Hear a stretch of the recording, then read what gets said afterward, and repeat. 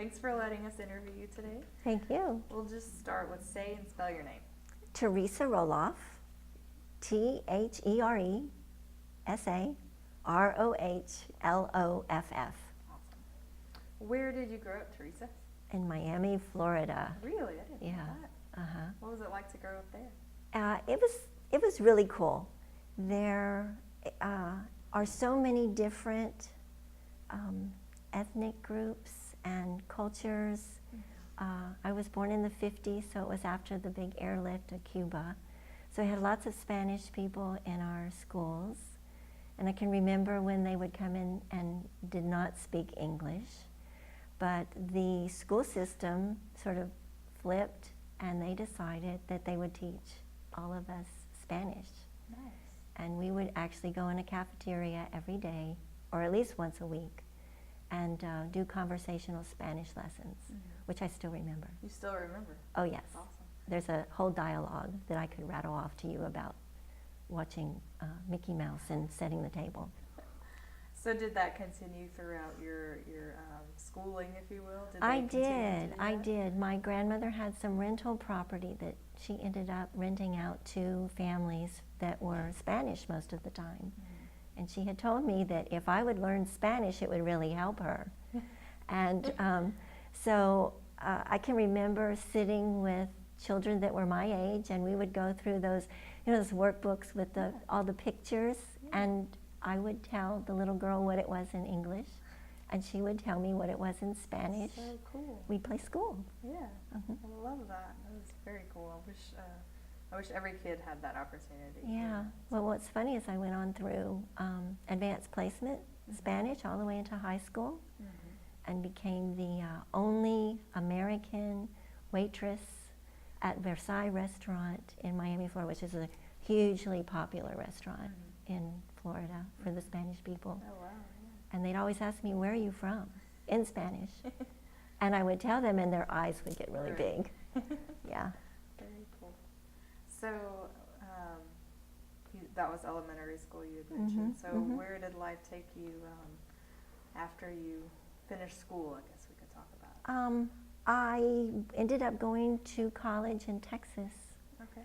It's crazy the way I did it. I decided that I was always so cold that I could not handle going up north.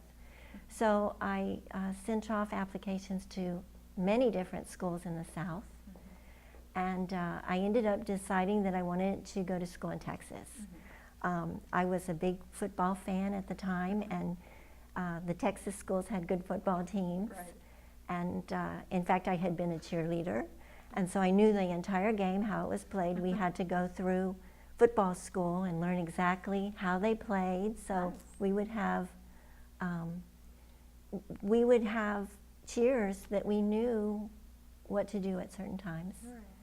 And so I wrote off to all these schools, and I had narrowed it down to 2, and I went to the one that didn't spell my name wrong. Oh, that's a big deal, yeah. Yeah, I figured if they can't spell my name right Right. in my acceptance, then I'm going to go someplace that Wow. takes the time to make sure So they do. what was the right place? I ended up going to Baylor. Baylor. Yeah. That's a good school. Mhm. What was the other school that should be named? It's SMU. Oh, wow, yeah. It's really fun. I know. I would, and I would have really liked to go there, but I thought, no, it's not going to work. Yeah. So is there something about Waco then that did it for you also? Oh, no, I had no idea what Waco was like. No idea whatsoever. In fact, I flew into Dallas, Love Field, and we hooked into a little plane that was called like Texas International Airlines. Yeah.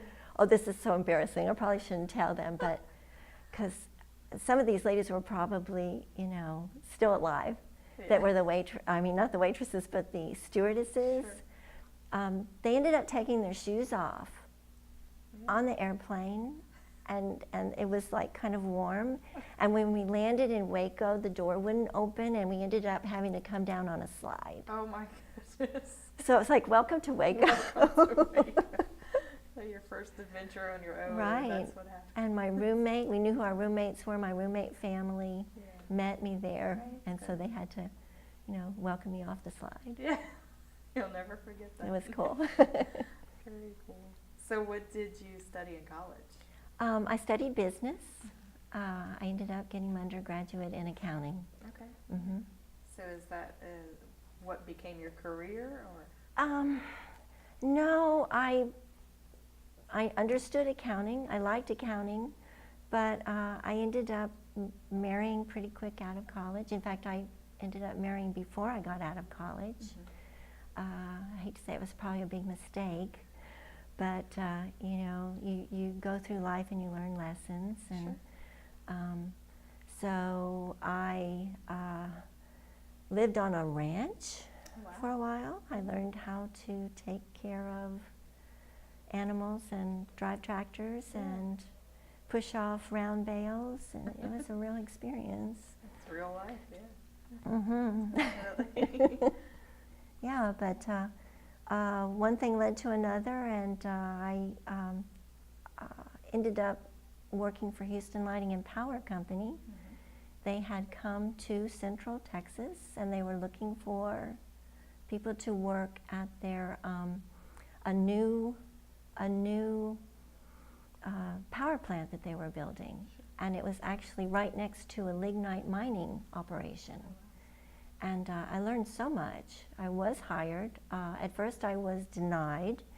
They said I was overqualified, but they reevaluated because I think a lot of the people that were applying were overqualified. They just really did not have a lot of opportunities for good employment there.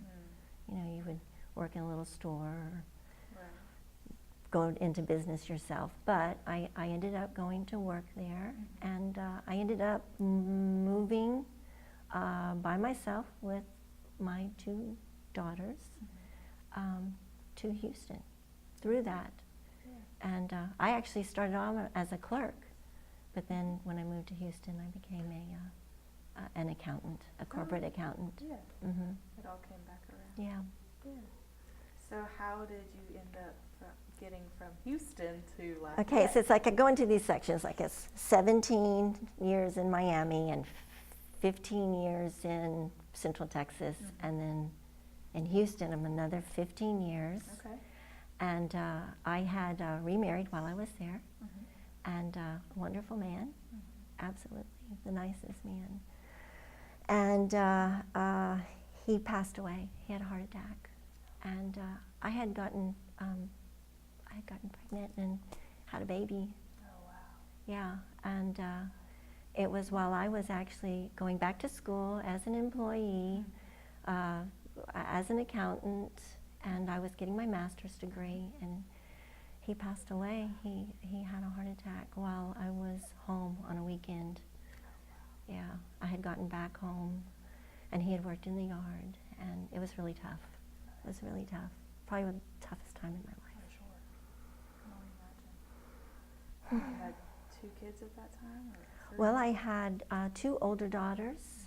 Mm-hmm. One was in high school, mm-hmm. and one was about to be in college. She had been in high school too. Okay. And then the baby, yeah. But I'm trying to think, it was like 97 when he died. Mm-hmm. And I was actually, I actually quit work. I had resigned. Mm-hmm. Was going back and forth to, the daycare with this tiny child, and we were spending a lot of time there because her daycare was downtown Houston. Oh wow! Yeah, and there were a lot of really interesting things that happened as far as employment. You have to work through different people who come in. I mean, I was told by my manager that if anybody could do a pilot where professionals mm-hmm. are able to work out of their homes, mm-hmm. that I would be the person to do that. Wow. Yeah. So we set up an office, but wow.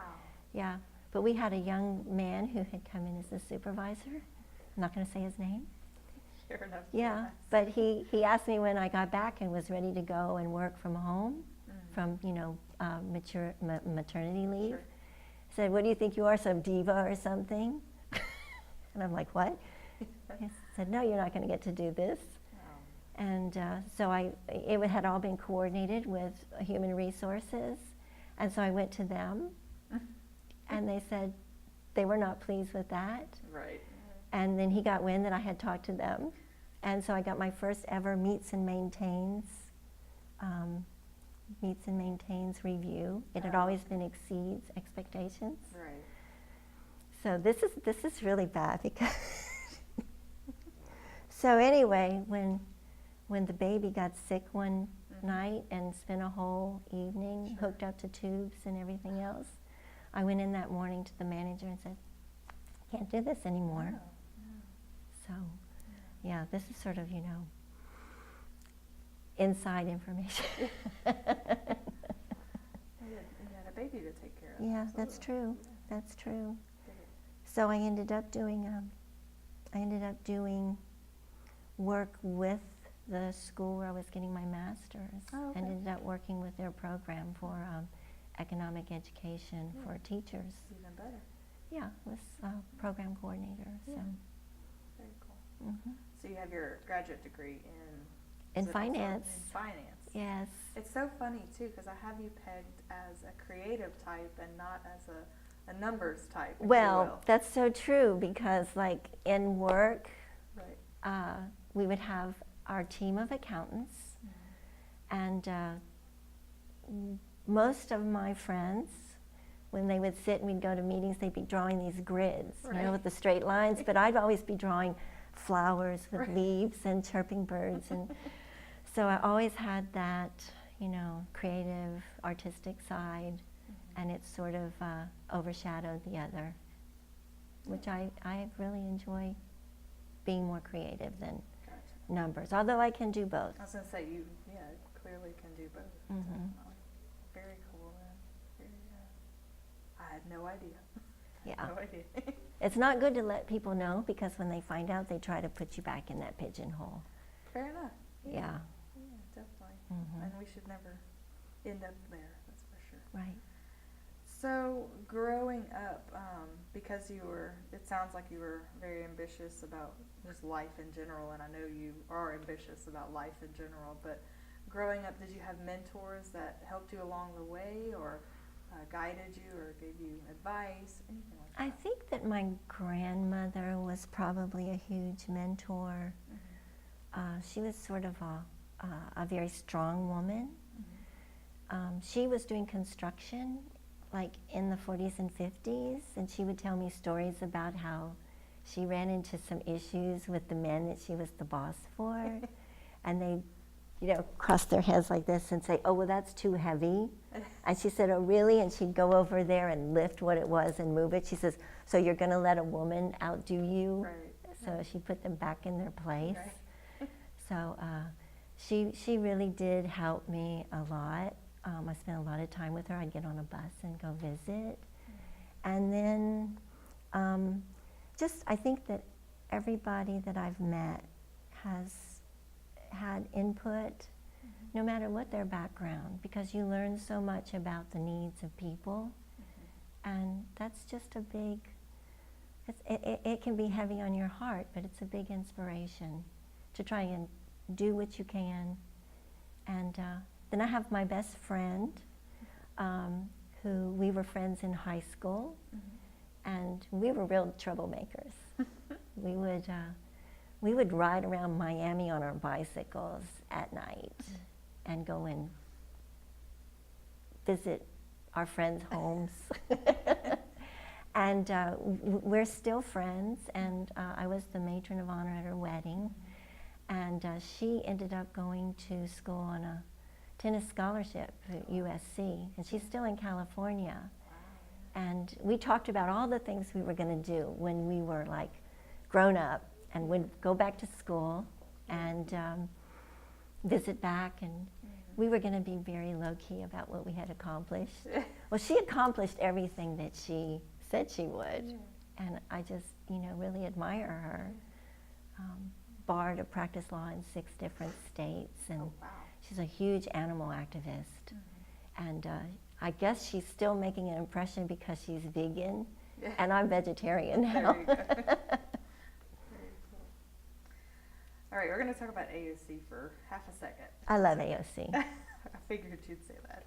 Well, tell us how you first got involved with AOC. I had gotten involved in politics and met up with a group that was doing campaigning in 2007. Okay.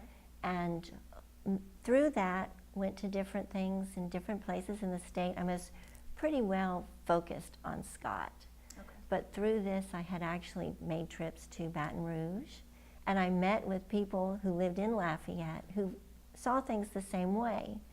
And we ended up forming a group that wanted to provide information to people as far as voting. And we got together, we found out about the programs that you have at AOC, and we took the training and put on some programs where we had forums. And so that was my first exposure. It was a forum where I had people like Jack Montousse and Terry Landry, and people who are still, you know, very active in politics now. But we all got together and did a, you know, like a program right here in this room. Yeah. That's cool. Very cool. It is cool. And then after that, my little baby daughter who moved to Louisiana with me ended up being old enough that she was of age to maybe get a job.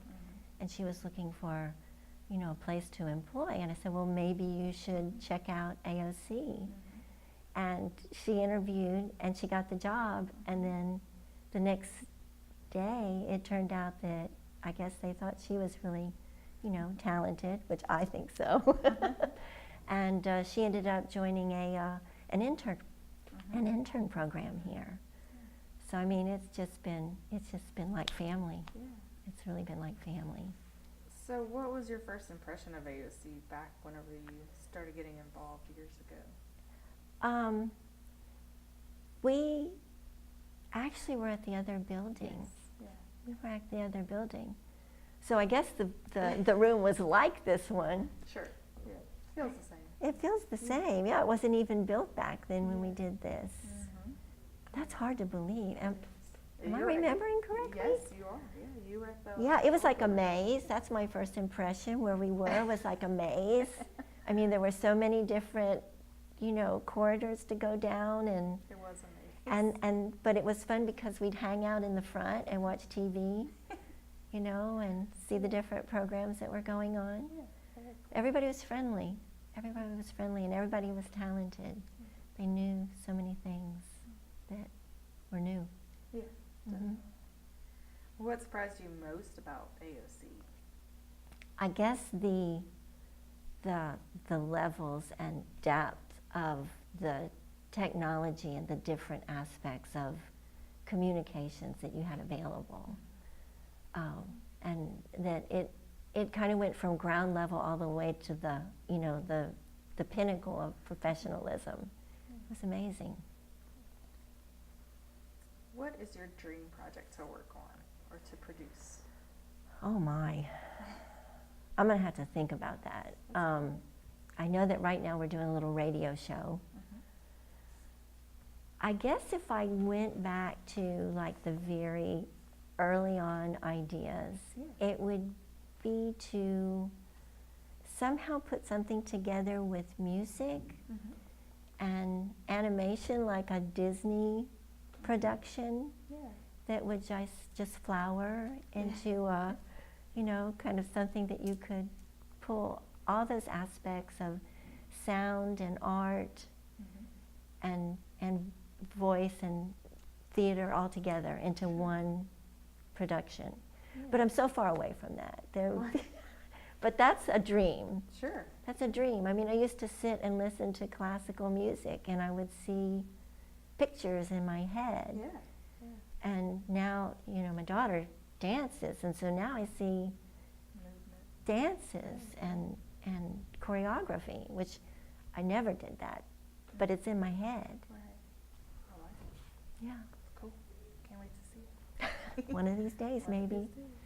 I'll be in my 70s, but Nothing wrong with that. Let's see. What are you reading right now? Well, I just finished a book Mm-hmm. titled Poisoned, and it has been released recently, and I finished it. It made me cry.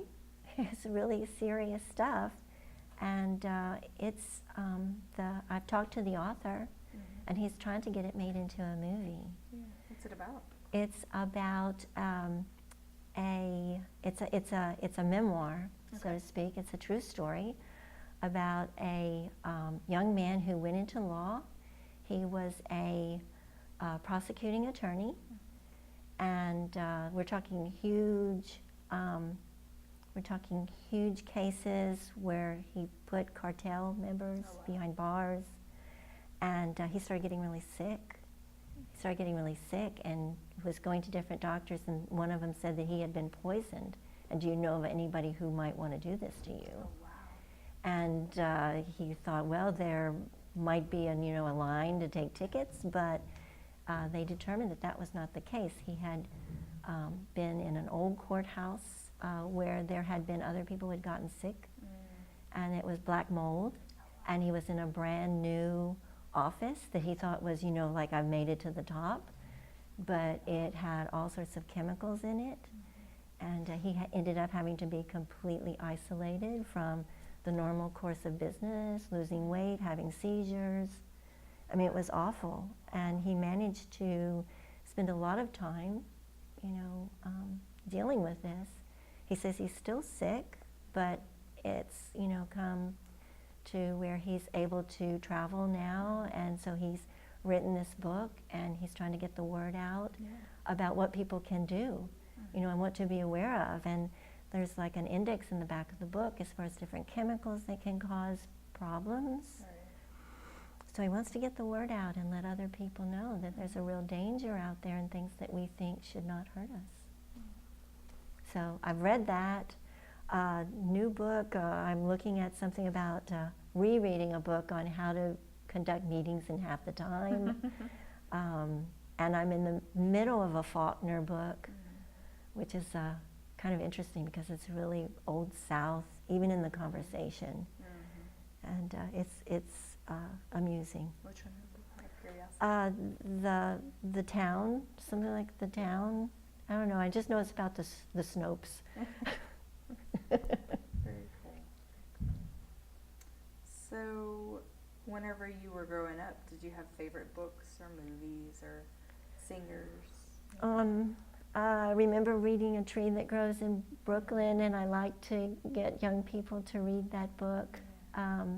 As I've gone on, I've dealt with young people through the Girl Scouts, not here in Louisiana, but in Texas, and I used to read books to the children. We take field trips to the library, and all my Girl Scouts would sit around and I'd read, and the library would fill up, and I really enjoyed that. But the Silver Whistle, and I don't think that's in print anymore. I really like juvenile novels. There's a few of them that I think are really wonderful for children. One of them is actually the number, the digit 47, which is about, it's like a combination social justice, science fiction story about a young boy that meets an older man that is not from this world. Right. And he was a slave. The young boy was in a slave environment, and the other one's the series of DuPau out of California, called the City of Ember. City of Ember has a whole series, and The People of Sparks, which I read that right before Katrina, and it was like when Katrina happened, it was like seeing this book come into its own. Yeah. The People of Sparks was really cool. Okay. And movies, I can't think of that right now. Yeah. Gosh. As a child, what did you want to be when you grew up? An astronomer. That's it, you knew it. I knew it. Yeah, I had a third grade teacher, and we went through all the 9 planets, and everything's changed. We don't even have 9 planets anymore. But yeah, I wanted to do that. And I loved geometry when I went into that, because I was like, oh, now I know how to measure how much distance there are between the stars and all. But I was told that I'd do a whole lot better at being an accountant. Goodness gracious. Do you still have the love of planets, if you will? Do you still have that? I'm still fascinated by the sky. I love meteor showers. One of the memorable times when I moved to Scott was to find out that there was a meteor shower that was going to take place, and my Malibu station wagon was still working at the time, and we, Jennifer, my baby, who was old enough to enjoy the stars, we went out with a car full of blankets and opened up the tailgate and put our pillows there, and in a field. We have no idea whose field we were in, and we watched the stars. We saw hundreds of them. It was amazing. Such a cool memory. Yeah, but I like to send out notices on Facebook about when something cool is happening. Yeah. I always like to have friends like that, because I'm not aware of stuff like that. Oh, well, we need to become Facebook friends, and I can send you a little note now and then. Definitely. Let's see. If you could have dinner with 5 famous people from history, who's at your table? Oh my. Abraham Lincoln. Let me see. Some woman. Let's see. I wouldn't mind sitting with Ruth, the Supreme Court Justice. Michelle Obama. Okay, I got 2 more. Thomas Jefferson. He's pretty cool. And let me see. I'd like to get somebody from the arts community, maybe Spielberg. Yeah. That would be a fun dinner. That would be a very fun dinner. Yeah. Very well rounded. What are you most excited or passionate about? I think the state of affairs as far as interaction between people, trying to build bridges, finding ways to make, and I'm talking bridges, not only the solid bridges over traffic, but bridges between people. I'm passionate about the environment, the issues with water and air and, just people's health, all that, animals, social justice, animal justice. And now I remember the movie that's made the biggest impression on me. It's called Earthlings, and it's a documentary. And it's truly had an impact on me because it addresses an issue called speciesism, and it pulls in the full gamut as far as the questions about control, over people, over living things, and that everything has a right, to live in dignity, to die in dignity. So that movie's made a huge impact, and used to be where you could get to it and watch it for free on the internet. And whenever I would, kind of have a setback and think I was going to eat meat again, it would be my refresher. So it helped me to really come full spectrum. And I know some people don't like vegetarians. I really like the Boudin Festival because I push it because it hosts my community. But I'm still trying to get them to make a boudin that's made out of vegetables and tofu. Yeah, there's a lot of people who would want that. Yeah. I think I've found somebody that's going to give it a try. Nice. There you go. Yeah. Very cool. I'd have to try it too. You make it with rice paper. Oh, there you go. Yeah, you don't even need the casing. Yeah. Very cool. What is your superpower? I guess multitasking. Doing a lot of different things at the same time, figuring out how to be 2 places at once. You're definitely a mom then. Yeah, yeah. And they say that women have a penchant for that. There's a metaphor, I guess, where you see the man that's trying to get in the door with the groceries, and he has to have somebody open the door, you know, and help him with every part. But the woman has the baby on one hip and the bag of groceries on the other, and able to open the door and get it all done. So multitasking. Fair enough. What is your spirit animal? I guess a horse. Mm-hmm. What's that? Well, I don't know.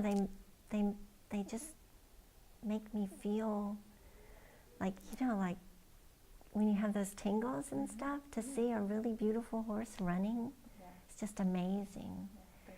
And you're the horse. Gotcha. And I have heard that in the ancient times, women who were born the year of the horse, they killed them. Oh, wow. Because they were too strong. Right. They were too strong. Wow. Yeah. What's one thing about you that few people know? I don't know. I think I'm an open book.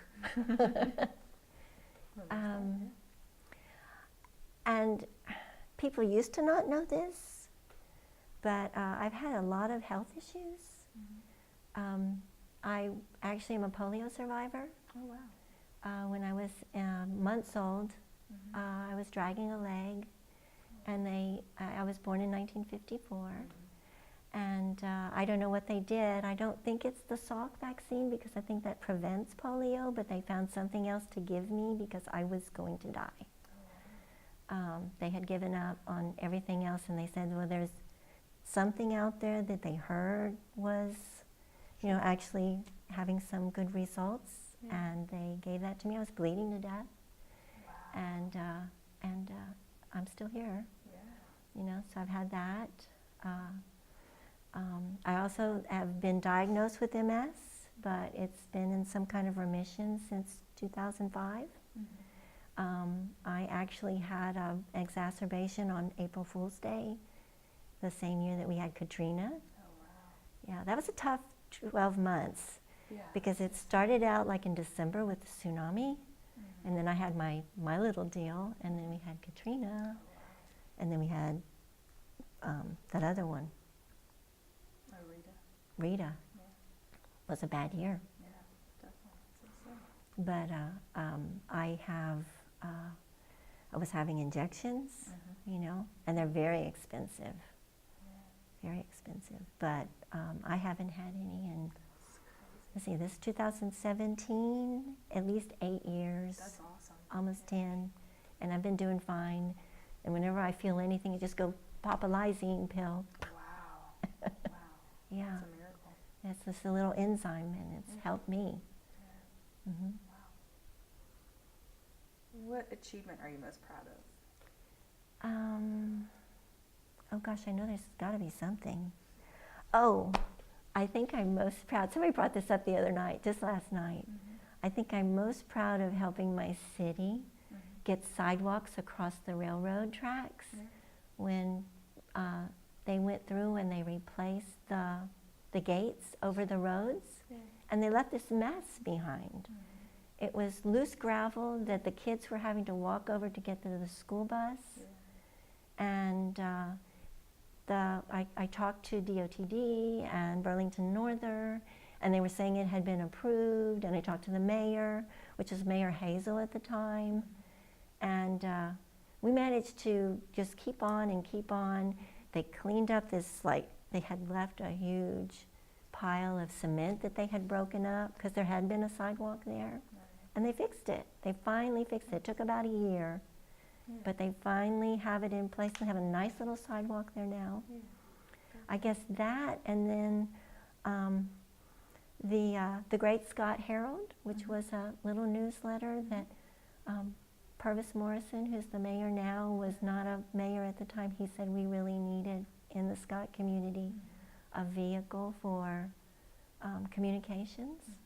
And I had learned that from working at Houston. And while I was in the accounting department, drawing flowers, I ended up starting a newsletter in the Oh, accounting okay. department Yeah. that went company-wide and ended up in public relations. So I Nice. had training in that, and when I moved to Scott, I started a newsletter for my neighborhood. Mhm. And I would go to Mayor Hazel and ask her what's going on in the city. Yeah. So when Purvis went to her, Mhm. she suggested he go to me, Sure. and we started a newsletter called the Very Great cool. Scott Herald. I didn't know that. And it was out for 10 years. Yeah. And then we're still in the Community Chronicles, which is going out now. Right. And I still write, and I have 7 assignments to do Yeah. right now that I need Right to now. start on. Too fun. What inspires you? I guess just seeing the different things that are there that, you know, the people have accomplished. It inspires me when people are able to actually, you know, reach their goals.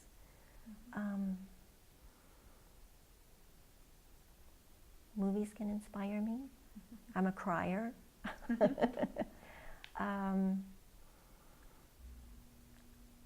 I'm inspired by what people with limited resources can do with them sometimes. Yeah.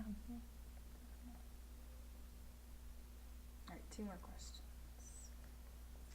How would you like to be remembered? I think I'd like to be remembered as a person who climbed every mountain, you know? Just being very diverse and inspiring them to want to achieve what their goals are, to not build or not accept any obstacles, but to keep trying. Definitely. Yeah. Describe yourself in 3 words. Persistent.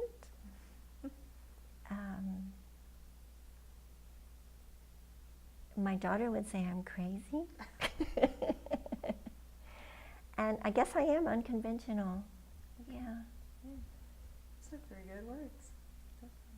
Yeah, crazy's fun. Well, hey, you gotta have crazy in the world. Mm-hmm. I It's like crazy. humor and, you It's know, life. Yeah. making joy, you know, when you don't think there is any. Mm-hmm. So It's true. I guess that'll work. Yeah. I know my mom always says, your kid's not crazy, she's silly. I'm like, she's silly. Okay, So to that'll be work crazy too. is silly. Mm-hmm. It's all good. Yeah. It is. Yeah. Awesome. Good job. Thank you.